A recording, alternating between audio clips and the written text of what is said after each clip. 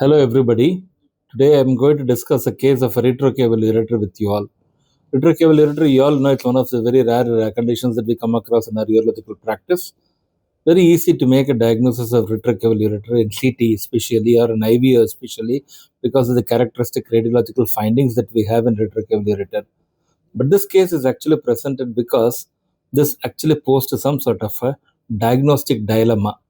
It was a little difficult for us to make a diagnosis of a retrocaval ureter in this particular individual because it was not actually looking like a retrocaval ureter, it was looking like a PUJ obstruction. So I'm going to present today a case of a 70-year-old male who presented with right loin pain on and off for the past 2 decades.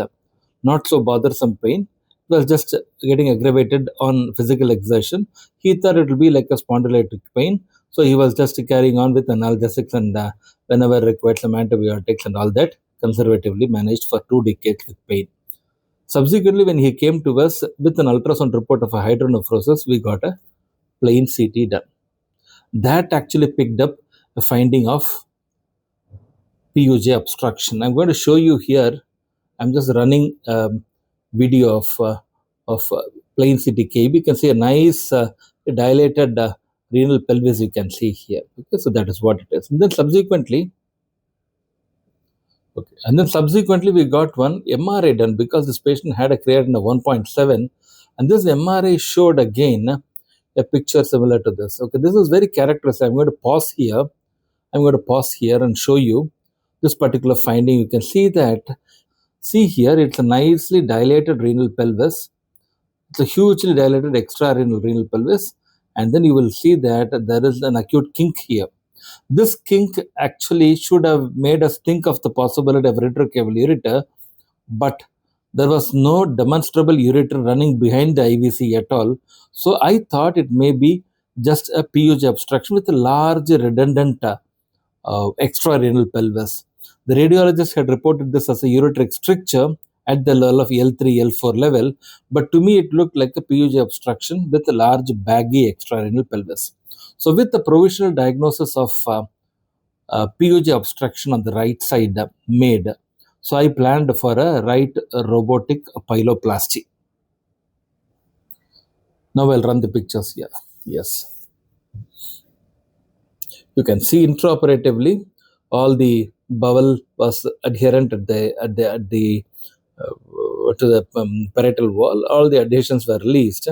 And what I'm going to pause again here and show subsequent mobilization, you could see that it is actually the ureter, and I could see the ureter nicely. The pelviureter junction defined. The ureter both proximal and distal to the PUJ was clearly defined, and the PUJ was clearly looped. This blue loop is actually here. The proximal end of the ureter at the level of the PUJ is looped with a blue colored loop, vessel loop. And then the IVC was further delineated because this ureter was seen running underneath the IVC. So we mobilized the IVC after that. And upon mobilization of the IVC, I could see that you can see one structure here. You can see a ureter here. This is the ureter. You can see the peristalsis also nicely. So I looped the distal portion of the ureter also. So the proximal, and now you see I'm cutting the ureter, dividing the ureter. There is no gush of urine at all. The moment if it's a retrocaval ureter, what will happen? There will be a gush of urine from the pelvis, and the pelvis, which is baggy, dilated, will actually get emptied, which is not happening here. So that made a suspect that this may be a PUJ obstruction here. Then what I did was, yes, you can see that the pelvis nicely ballooned out. Now, what is more important here, again, I will pause and show you.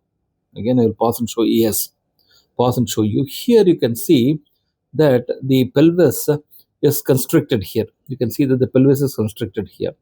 So what I did was the pelvis, you can see nicely here. So there is a PUJ obstruction. The renal pelvis, PUJ, you can see narrowing there. Now I am cutting the renal pelvis proximal to the PUJ, and you can see that the urine is completely gushing out and the renal pelvis collapses. So the diagnosis of provisional diagnosis of PUJ obstruction is made now. Then the ureter is spatulated nicely. The retrocaval portion of the ureter is nicely excised, and the proximal and the distal ends of the ureter and the renal pelvis are anastomosed together.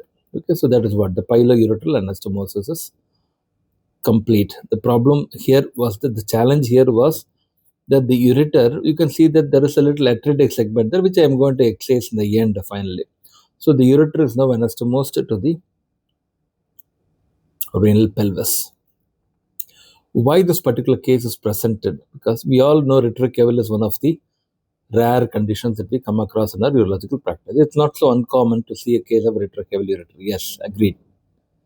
Is PUJ obstruction a common condition or uncommon condition? PUJ obstruction is a very common condition that we come across in our day-to-day practice. But have you ever seen a congenital anomaly like a retrocaval ureter presenting along with a PUJ obstruction? The same patient, the same kidney, the same moiety in a single moiety. That is something which is extremely unusual or uncommon. That's the reason why we thought, okay, fine, we will present this particular case. The second reason why we wanted to discuss this particular case is because the classical radiological finding of a retrocaval ureter were missing here, number one. Number two, even an MRI could not demonstrate a urine inside the retrocaval portion of the ureter. If there had been urine inside the retrocaval portion of the ureter, the T2 weighted images would have characteristically and classically shown the retrocaval ureter and demonstrated the finding of the ureter going behind the